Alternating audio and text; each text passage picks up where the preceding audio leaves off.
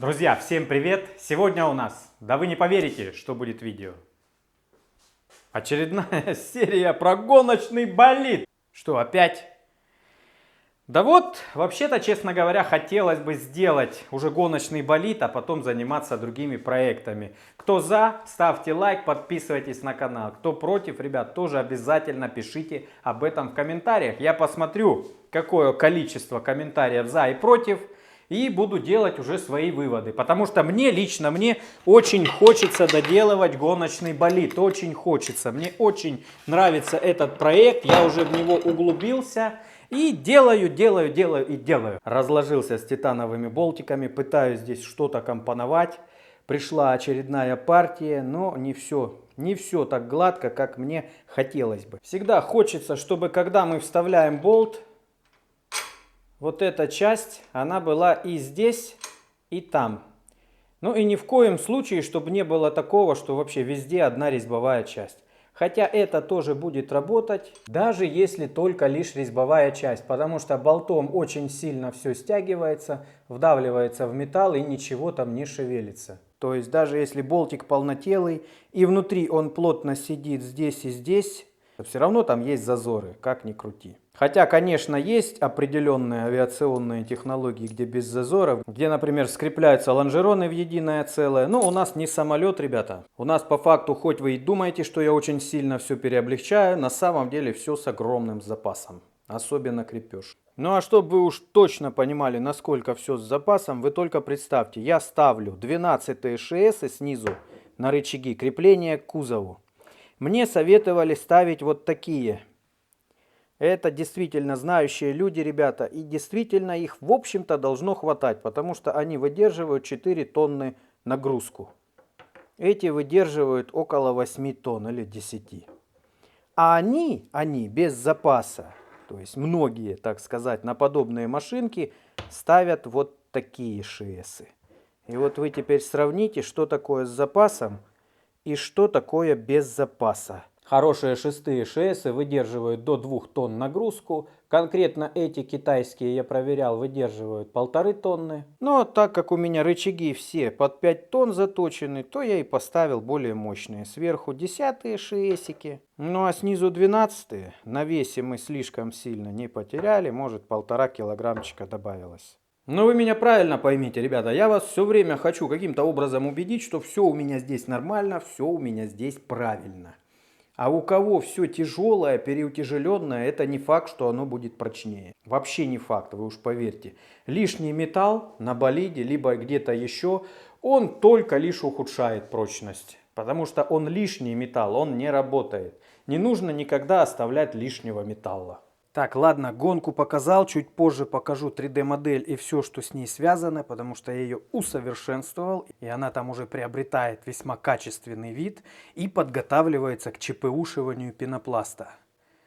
Ну а вот эта штука, я вам ее уже показывал. Все, ребята, оно уже готово. Да, я не показывал, как я там точу-пилю. Ну, чисто для ускорения процесса, если бы я еще это показал. Хотя можно было бы целое видео снять. Но тут штука не такая уж прям сверхсложная. Любой токарь может что-то подобное сделать.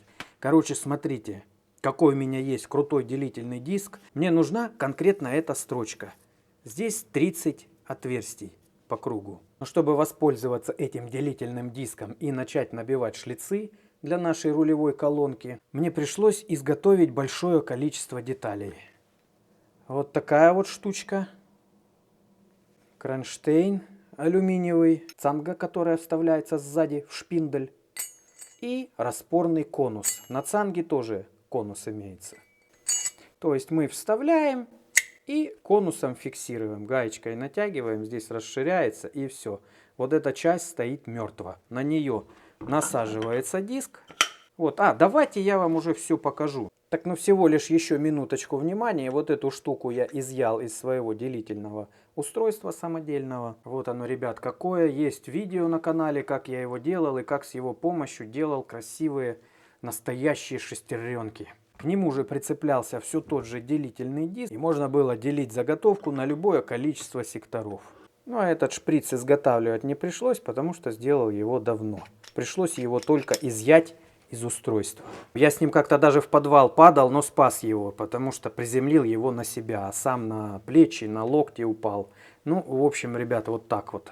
Спасал жизнь делительному устройству, иначе оно бы погнулось, разбилось бы точно. Весь этот набор деталей для того, чтобы можно было нарезать шлицы. Итак, как это работает? Вставляем цангу, ну а затем устанавливаем делительный диск. Цангу пока не фиксирую, ее нужно выставлять. Когда подтягиваем гайку, мы даем распор на цанге. Ну а этой гайкой просто тупо диск зажимаем. Далее закручиваем вынос, на котором будет крепиться шприц. Так как устройство полностью перенастраиваемое, то сборка производится предварительная, а потом будет наладка. Выбираем нужный ряд, предварительно выставляем и прикручиваем. Затягивать все нужно сильно. Ну вот и все. Казалось бы просто, но на это ушло прилично времени. Как работает? Можем гонять шприц по разным дорожкам, отодвигать его, прокручивать шпиндель, и он фиксируется. Все, можно искать по сусекам титан и начинать делать рулевые карданчики. Эх, давненько не делал никаких приспособлений, и вот сейчас очень приятное такое чувство. Классно, когда расширяются возможности. У кого-то уже с завода есть эта фиксация шпинделя в нескольких положениях, но у меня теперь мега фиксация, и я теперь много чего могу делать, много какие градусы делать, и очень точно все будет получаться. Ну и плюс разбивать на много-много-много отверстий. Подписчики прислали плюшки, ребята. Это от Токарила, а это Саня Заяц передавал. Давайте посмотрим, что здесь. Хоп, здесь такая штучка кожаная. И вот оно. Это гаечки, ребята. Давайте возьмем и попробуем, подходят ли они к нашему гоночному болиду. При ближайшем рассмотрении я уже вижу, что должны подойти. Вот такой теперь еще есть вариант гаек, ребята. Супер, класс. Дайте обратную связь, ребята, как вам такие гаечки? Больше нравятся, чем желтенькие, красненькие? Или как? У них полезное свойство, что диаметр поменьше. А в моих дисках колодцы тонковатые. Ну, то есть, мне кажется, такие как раз вот хорошо под эти мои диски of the Racing. И еще одна посылочка. Тут, кстати, так и написано, что это посылочка. Здесь у нас небольшое количество всяких разных плюшек. Подшипнички, ребят. О, какие, навье. Игольчатые интересные, каких-то гигантских размеров, пару штук. Такие вот фуськи, это быстросъем. Какой-то качественный. Положу в коробку с быстросъемами, у меня есть такая. Ну и в коробочках у нас манометры. Всякие разные, от мала до велика. Один прям, смотрите, какой роскошный. На 5000 PSI. Уф, спасибо вам, ребята. Думаю, точно что-то из этого получится применить. Начал колдовать над креплениями дифференциалов. Эти детали я сделал, наверное, 2 года назад, очень давно. Ну вот, наконец-таки дошло до них время. Я вам уже как-то показывал шаблончик, уже его использовал, уже все отмерил, промерил, и можно делать отверстия. Самое главное и важное отверстие для крепления двигателя. Ну а потом, ребята, мы будем облегчать. Выпиливать лишний металл. Я надеюсь, всем понятно, что вот эта прочность, она лишняя, избыточная здесь. И если мы уберем лишний металл, то прочность у нас всего болида даже повысится. Потому что при столкновении вот эта штука, допустим, лишних 2 килограмма здесь, она не будет давить туда, в стену, и не будет сминать. Допустим, при 40G рассчитывается монокок. И эти 2 килограмма превратятся во сколько, вы думаете? Да-да, 2 лишних килограмма превратятся в 80 килограмм при 40G. И могут, например, мотор продавить дальше к пилоту и разрушить пилота. Именно поэтому, если мы убираем лишний неработающий металл, избыточный металл по прочности, то мы укрепляем даже нашу технику. Вы, ребят, меня простите, но я за эти постулаты буду биться насмерть просто. Вот мне будут втыкать за то, что я слишком сильно переобличаю. Я буду втыкать обратно в ответку. Вы уж меня извините, ребят. Я хочу добиться все-таки правды. И чтобы люди понимали и соображали, что самолеты такие легкие, например, не просто так делаются. Они еще и очень прочные, и у них ресурс, сами знаете, по 30, по 50 лет летают. Не то, что ржавые автомобили, у которых вроде бы как все очень прочное, типа того. И самое главное, из сталюги и из железа сделано. Основная катастрофа и трагедия в том, что эти детали не входят в станок, ребята. Высоты не хватает. Это нужно либо как-то убирать тиски, крепить вертикально без тисков. Я, честно говоря, не знаю, как это делать. Ну, здесь не такие уж прям высокоточные на самом деле отверстия, потому что они будут в теле, они будут еще и с зазором. То есть они будут сквозные, без всякой резьбы, ничего не будут так вот в этом плане позиционировать. Поэтому будем сверлить вручную, ориентируясь по риске. И по вертикали надо что-то сюда поставить, наверное, и будем тоже ориентироваться. Ну, сначала по рисочке, а потом добавим вертикаль. Погнали. Вот длинным сверлом. И вот так пузом давлю, не особо сильно напрягаясь.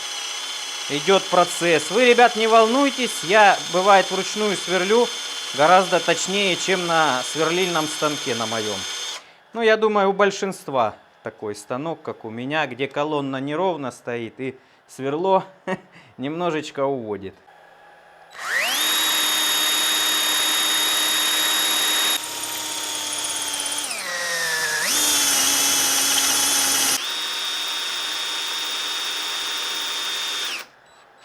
Определился с облегчением. Болт будет засовываться снизу, здесь будет устанавливаться гайка. Место под гайку есть. Буду выпиливать насквозь, ребята. Не буду стенку оставлять, хотя у вас сейчас закрадется мысль, что было бы неплохо оставить стеночку. Я с вами согласен, но здесь есть один нюанс. Здесь есть вот такая штука, хомут. И чтобы он нормально работал, нужно здесь его прослабить слегка. Тогда он будет играть более-менее нормально. А так играют только вот эти ушки, что мне не очень-то и нравится. Плюс должна гайка здесь хорошо закручиваться, должен быть хороший подход. Здесь, видите, есть тоже бугорок, потому что сверху, возможно, тоже будет некое отверстие и под гайку. И вот здесь еще утолщение, может быть, и здесь будет тоже под гаечку. Потому что сверху хотелось бы сделать крышку и еще как-то это все дело вместе скрепить, чтобы ничего не вихляло, ничего не шаталось. Данный кронштейн будет воспринимать на сжатие нагрузку от цепи. Цепь выдерживает максимум 6 тонн. Здесь на сжатие, если все посчитать, то получается примерно 14 тонн. Почему примерно? Потому что металлы все разные. То есть один экземпляр плиты от другого может отличаться на 25%, грубо говоря. Я тут твердомером и никакими другими методами не пробовал ничего измерять. То есть ни разрывной машиной не пользовался, ничем. А именно это нужно делать, чтобы прям точно все подгонять. Ну, я сделал, ребята, прикидочный расчет, чтобы вы понимали, что расчеты все же здесь есть. И еще один нюанс. Сталюга, например, она может работать на 75% от прочности, то есть, допустим, на 4,5 тоннах постоянная нагрузка может быть. Но это, грубо говоря, там такой никогда не будет. Просто дело не в цепи, а в стали. А алюминий 25-50% держит нагрузку долговременно, то есть от максимума. То есть от 14 наших тонн на сжатие у нас остается в половину меньше, где-то 7 тонн. То есть уже приближается к цепи. И плюс такой большой запас нужен для того, чтобы компенсировать длинные тонкие палочки, чтобы они не потеряли устойчивость. Как вы можете заметить, все рассчитано, друзья. Вот. И ничего я здесь сверх прям уж не облегчаю. Погнали точить металл. Должна получиться красивая железяка. Вес ее 2,230. Посмотрим, сколько получится после облегчения. Закрепил деталь, попробуем пофрезеровать.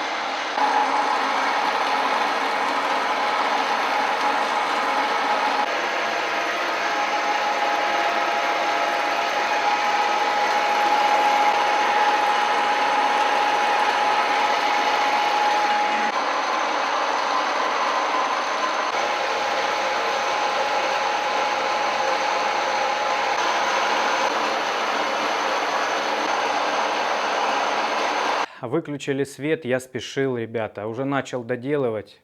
Смотрите, какая красота получается. Но случилась неприятность. Обратите внимание, что у меня лежит на столе. Короче, вытянула фрезу, лопнула цанга, все это вывалилось, заклинило. Слава богу, вроде бы ничего, никаких проблем ни столу, ни детали. Но я остался без цанги для моей основной твердосплавной фрезы. Небольшая такая вставочка про карбоновые технологии. Сейчас опять будем крушить, давить, ломать карбоновые палки. Да, все потому, что появляются новые технологии на канале. Перед вами лист припрега. Мне его задарил Дмитрий Палыч. Для тех, кто не в курсе, припрег — это углеродная ткань. Тоже такой же карбончик. Только он не сухой, а уже пропитан эпоксидной смолой.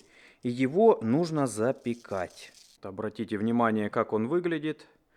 То есть здесь специальный состав эпоксидной смолы, который активно полимеризуется, когда его сильно нагреваешь. Очень лютая технология. Вот эту палку я запекал 3 часа при температуре 120 градусов и 3 часа при температуре 180 градусов. Также у меня есть еще палочка, сделанная в лаборатории DP Labs в матрице. Единственное, жалко, что она меньше по диаметру. Ну а два моих самодельных образца имеют 10 слоев.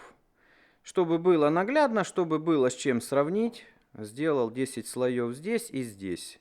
А вот он, так сказать, пресс, на котором будем производить испытания. И я притащил свой тензодатчик, и мы уже с Евгением его испытали даже. Оказалось, что он более-менее нормально настроенный, то есть показания сходятся, которые здесь, и показания на манометре. Но на манометре правильно начинает показывать от 3 тонн примерно, до 3 тонн. Ну, то есть, чтобы вы понимали, ребят, он просто сдрагивается, стрелка, на тонна 300. Стрелка начинает идти вверх только при тонне 300. Когда мы ШСики испытывали, то есть мы давали, получается, больше тонны им. А думали, что 500 килограмм, там 300 килограмм и так далее. Ну, это в принципе правильно, так и должно быть. Такие манометры, настроенные на большие давления, они вначале подбрехивают, так мягко говоря. Вот, ну а тензодатчик он и на маленьких нормально показывает, хотя он 20-тонник тоже, видите, у него 0 все время гуляет, надо обнулять. Может в пределах там нескольких килограмм гулять 0. Датчик я еще буду калибровать более точно. Эти показатели мне просто говорят, что плюс-минус правильно показывает. Итак, для начала расплющим, назовем ее заводскую палку. 4... На 5 тоннах примерно лопнуло. Я здесь загораживаю, друзья, чтобы не бояться осколков. Ну вот что произошло. Обычно так карбон и лопается, если нет никаких набалдашников. То есть именно с краю самое слабое звено. Ну, что я вам хочу сказать. Такой карбон гораздо прочнее моего, потому что палка потоньше и карбона здесь меньше. Вот, если сравнить с моим изделием, она хоть и выдерживает там от 5 до 7 тонн, но она и больше в диаметре.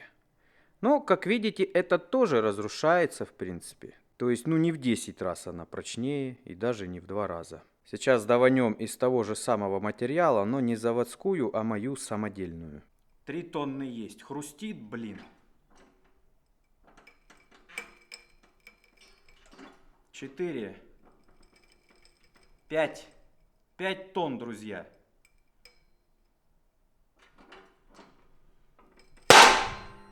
Хлопнуло. Ну, здесь хлопнуло как положено посередине. Как положено именно когда есть бабышки. Именно закладные. То есть получается с них особо сильно не стронула деталь. Рассмотрим повнимательнее, что у нас получается. Здесь сдвинулось. Здесь сломалось. Я не совсем здесь очень сильно обжал. И плюс, когда запекаем в автоклаве 180 градусов, алюминий сильно расширяется, а потом алюминий, естественно, играет обратно при остывании, а углеткань остается как есть. И она практически здесь-то и не приклеена получилась. Именно поэтому после автоклава желательно вклеивать отдельно на специальный клей, который мне тоже в DP Labs, ребят, задарили. Буду пользоваться. Лютый клей, который к алюминию просто адово, просто адище приклеивает карбон. Но 5 тонн, как вы могли заметить, это какая-то магическая цифра. Все крутится вокруг этой нагрузки. Ну а мои самодельные рычаги, получается, тоже около 5 тонн выдерживают. Вот так вот, ребята, вот вам припрек. Вот вам самодельная, плохая очень технология, очень слабая. Что то 5 тонн, что это 5 тонн. Да, за счет технологий там можно добиваться более лучшего на сколько-то там процентов, но не в 2, в 3, в 10 раз, как многие думают. То есть это тоже никакой не говнокарбон, это тоже имеет место и право на существование. Потихонечку печатаю монокок на 3D принтере. Дело уже в завершающей стадии, осталось сделать заднюю часть. Ну вот, ребята, примерно так он и будет выглядеть. Я это дело, естественно, буду склеивать, вам показывать. Монокок именно такой будет. Единственное, что будет перегородка еще внутри.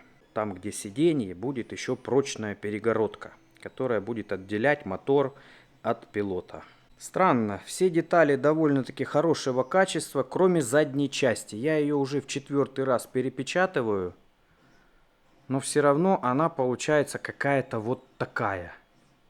Ну так, в принципе, более-менее нормально, если убрать все поддержки, все ободрать. Ну, все равно, ребята, все хочется сделать более хорошего качества, но не получается. То ли за счет такой подковообразной формы ее как-то не так обдувает, то ли еще по каким-то причинам, ну, в общем, не знаю. Эту уже перепечатывать не буду. Как получится, так и получится. Поддержки совсем уж страшненькие. Ну, вроде бы начали печататься, вроде бы прилипли. Ну, а в целом корпус нормальный получается, ну, более-менее. Не пойму, в чем заключается нестабильность, но все же нормально было. Да, ребят, оказалось очень трудно в одно лицо замещать целое конструкторское бюро, где есть конструкторский отдел, есть отдел аддитивных технологий, уже все печатается у меня тут параллельно, производственный отдел, отдел закупок запчастей и инструмента для работы. Всем этим приходится заниматься. Вот как раз таки 3D модель монокока, но это 3D модель именно того, что печатается. А пенопластовая болванка, она будет немножечко другая. Надо будет по-другому ее вырезать, разрезать. Сейчас моделирую заднюю часть. Обратите внимание, что получается. Сделал такую каплю. По ней буду ориентироваться по срезам. Делать такие шпангоуты. И потом их опять же лофтом совмещать. Посмотрим, что получится. Заднюю стенку пилота я уже так немножко смоделировал. Вроде бы гладенькая, красивенькая получается. Но я буду делать в нескольких вариантах. Опять же, вы не думайте, что это конечный вариант. Потому что когда я в целом делаю полную картину, ну вот, например, как была предыдущая версия, то мне в ней начинает что-то не нравиться, и я вижу, что конкретно можно переделать. Вот, смотрите, эта капля в серединке немножко выступает. Воздухозаборник решил немножко отдалить назад и все-таки сделать его чутка поменьше. Самое интересное, друзья, мне немножко подписчики накидали в телеге книжек. Я их уже пролистал так бегло, все они на английском языке, но я много чего понимаю. И самое вот интересное, что я пилота моделировал самостоятельно по себе, но есть картинка, как оно должно быть устроено. Круг 300 мм, это голова, это, я как понимаю, плечи, там указаны размеры от этих точек до этих и размеры диаметров. 200 мм, 200 мм, ну тут согнутые ноги и педали. Ну а здесь руль. Также у меня уже давно есть размер выреза вот этого вот для пилота, чтобы он туда помещался и чтобы помещался руль. То есть руль должен быть опять же на определенном расстоянии. Так вот, сейчас включу пилота, которого я сам смоделировал задолго до этого, пока узнал размеры. Вот смотрите, как сходится голова. Практически точно. Монокок, если выключить, видно, что здесь тоже фактически точно сходится. Но непонятно, на рост какого человека это рассчитано. Я все же как бы среднего роста, невысокий. И мне кажется, вот здесь педальки будут нормально у меня. Хотя их можно двигать туда-сюда. И плюс изгиб колена. Но я примерял, ребят, у меня же есть уже и сиденье. Но удивительно, как оно все сошлось здесь. Я просто в шоке. За исключением каких-то небольших сантиметров вот здесь. А голова вообще абсолютно точно стала с рекомендованным. Я от этого просто в шоке, потому что я сам это все разрабатывал. Пришлось срочно, очень срочно делать болванки на фрезеровку, ребят. Потому что сейчас праздники, и один из подписчиков, один из зрителей канала согласился сделать нам модель, ребят, из пенопласта. Вот смотрите, что получается. Разрезал на куски. Там, где будут шпангоуты, естественно, пенопласта не будет. Такие вот окна, пространство. Здесь пространство есть под карбончик. Вот. Ну, а это крышечка капотная, так сказать. Пространство для обслуживания и установки амортизаторов, рулевой рейки, вот, и тормозной системы. Короче, вот так, ребят, уже все пошло в работу. Надеюсь, получится быстро сделать наш монокок. Доработал советской фрезой и выставляю на ваш суд эту деталь. Расскажите, подскажите, нравится она вам или нет, ребят. По-моему, получилось очень круто, хорошо, все функционально, все равнопрочно. Есть расширение под дополнительные болтики. Сквозное, высокоточное, ручное отверстие. Все есть, короче. Давайте измерим вес. Эта чугунина, вы помните, сколько весит. Весит 2200. Ну, а эта облегчина весит кило 31. По задумке у меня кило 200 должно быть. Ну, то есть это меня устраивает. Только вот я не помню, оно у меня кило 200 вместе с этой штукой или без нее.